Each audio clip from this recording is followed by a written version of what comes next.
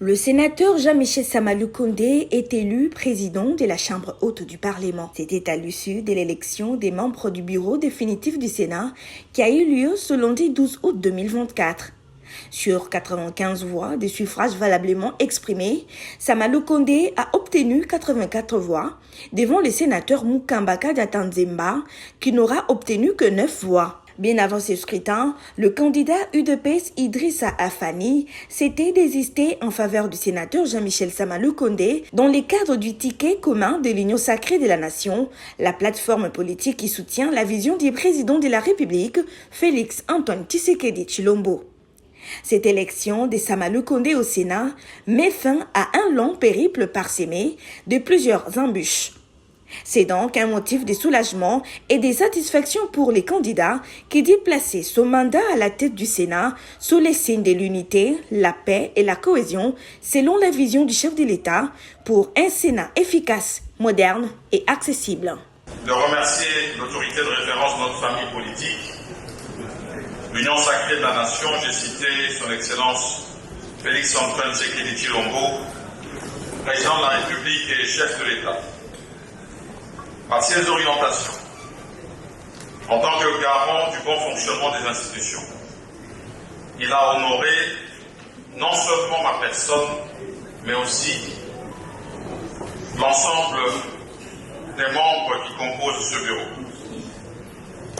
Permettez-moi aussi, honorables sénateurs, honorables sénatrices, d'exprimer au nom des membres du bureau et en mon nom propre toute ma reconnaissance et ma gratitude envers chacune et chacun d'entre vous pour avoir porté votre choix sur nous.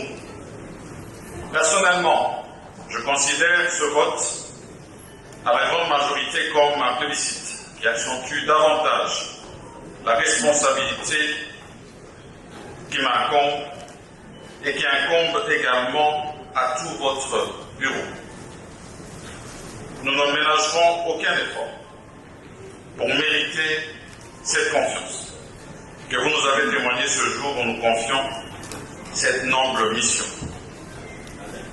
J'aimerais ici remercier et féliciter à sa juste valeur mon challenger, le patriarche Jonas Mukamba. Il a fait montre d'un sens élevé de démocratie et d'élégance durant ce processus. Il est une référence pour les jeunes générations et sa sagesse sera mise à profit au cours de son mandat à la tête de notre chambre parlementaire.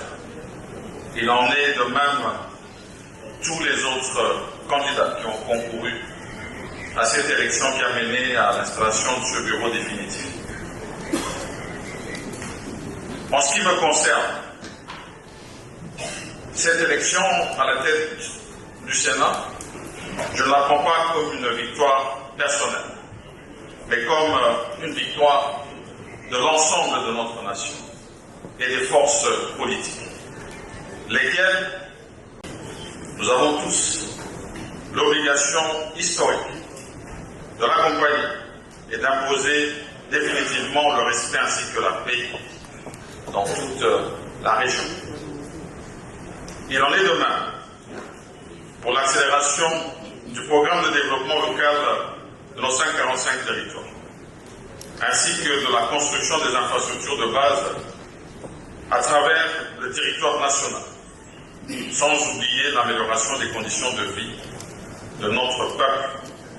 Le Sénat est prêt et exercera l'ensemble de ses prérogatives pour concourir à l'atteinte de tous ces buts. Il y va de la survie de notre peuple en tant que nation. Je vous rassure, honorables sénateurs, honorables sénatrices, chers collègues, que notre bureau promet de faire prévaloir toujours l'intérêt commun en toutes circonstances. Nous ferons en sorte que nos promesses de rayonnement de notre chambre soient matérialisées, je vous l'ai dit, et ce, avec le concours de tous. Que vive le Sénat de la 4e législature, que Dieu bénisse la République démocratique du Congo, son peuple et ses dirigeants, et je vous remercie pour votre attention à ce stade.